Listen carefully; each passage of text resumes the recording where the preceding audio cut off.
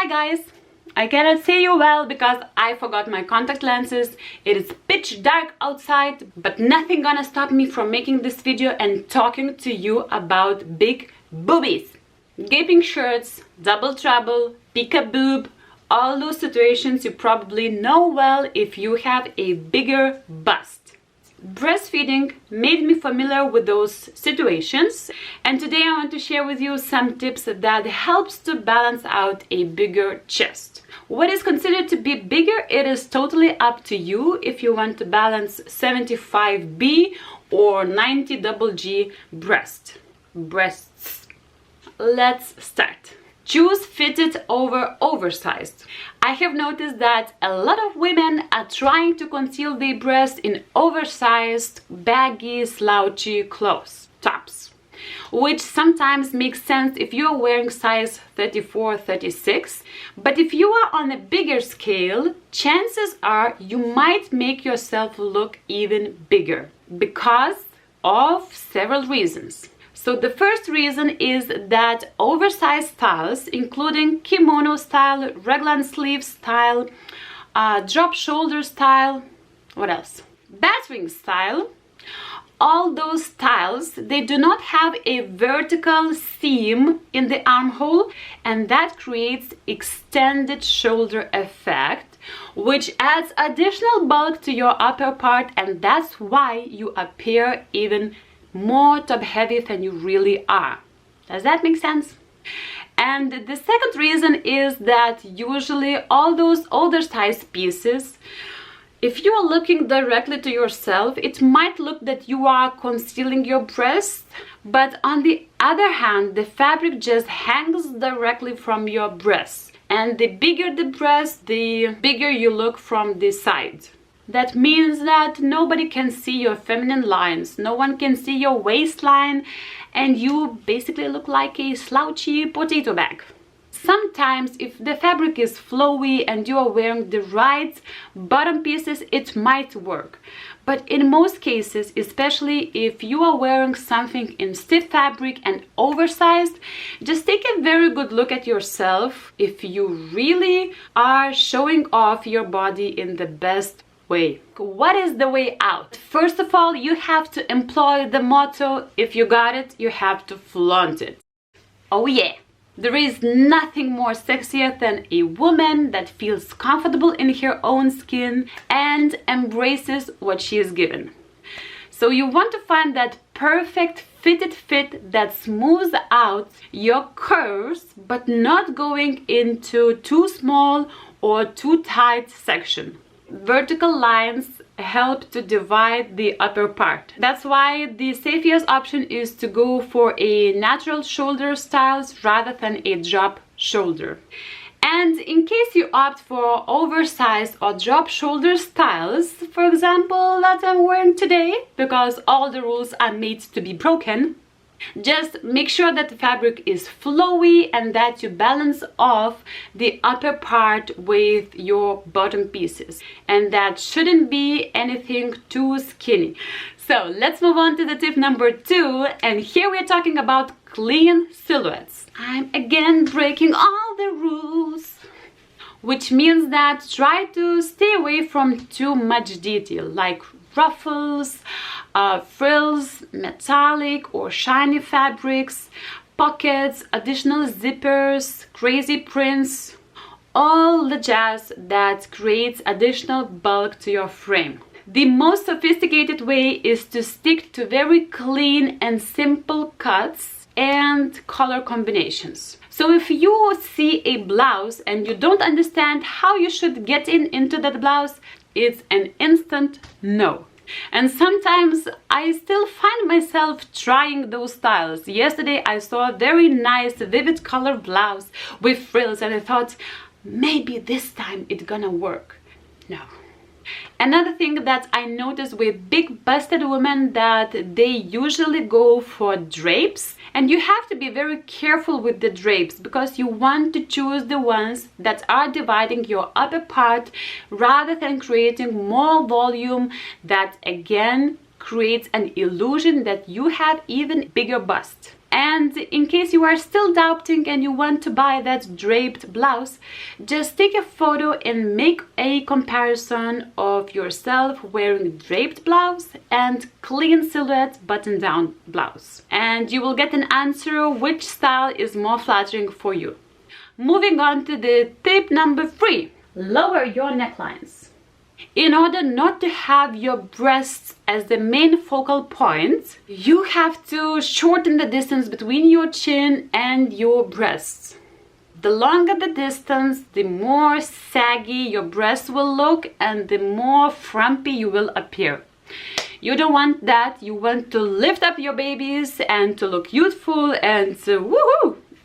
So in order to shorten that distance, you have to swap all your turtlenecks, high necks, cowl necks, crew necks into lower cut necklines that usually are more flattering, such as V-neck, boat neck, scoop neck styles. Usually those styles, they not only cuts off this part, which is good, but also elongates the whole silhouette and direct the eye downwards.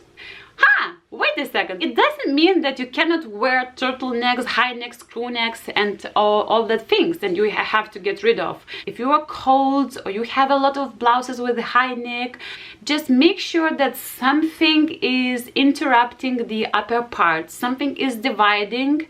So for example, go for turtleneck and blazer, turtleneck and gilet. In this way, by adding a third piece, you are creating additional vertical lines and you are dividing this section, you are tricking the eye, and this is exactly what you want when you are wearing high necks.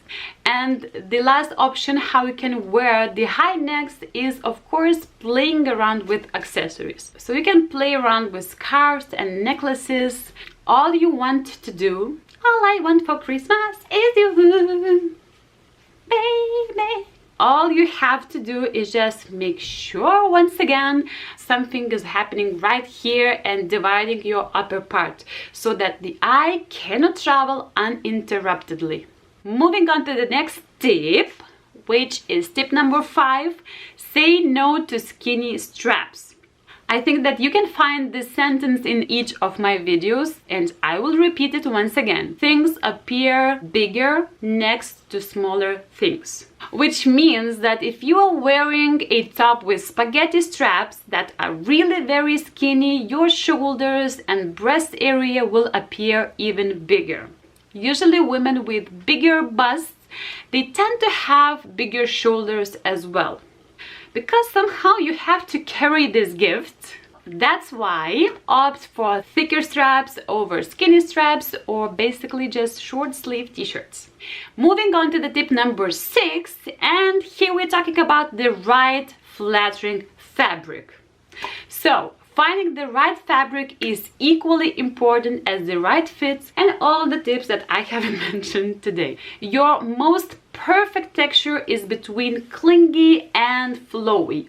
It should provide some support and structure, however, without creating additional bulk. So, stiff fabrics, clingy materials, shiny fabrics, rib knits, chunky knits, clingy jerseys, metallic fabrics should be off your list.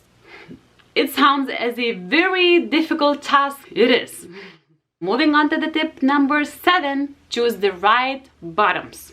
The general rule is that if you want to balance out the top heavy, then you have to opt for more volume on bottom, which calls for straight fit, flared, wide leg trousers, A-line skirts, full skirts, flared skirts, and all the styles that creates a little bit more additional volume on the bottom half. However, when choosing the right fit, make sure that you are paying attention to your whole complexion.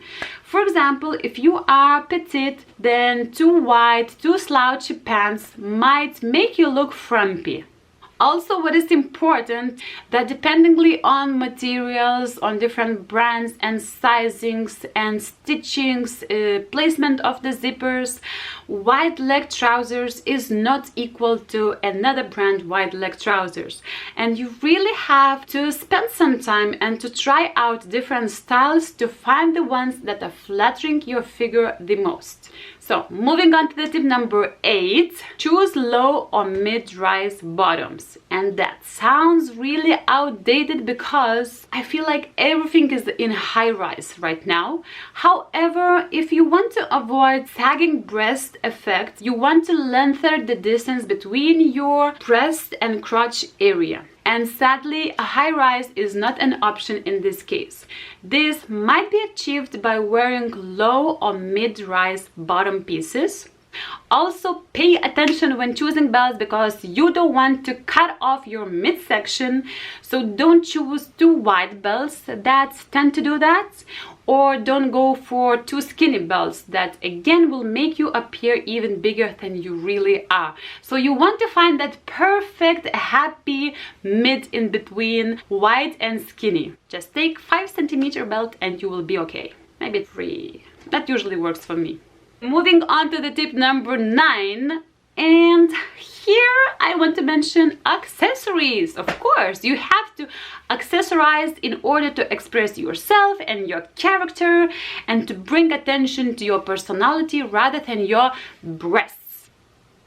And here is the general rule that you want to cut off your upper part. So use, as I already mentioned, scarves, use necklaces, use not too wide belts, bright lip to bring attention to your face, and just find the styles that you are comfortable in, as it will boost your self-confidence and you will look perfect no matter the rules.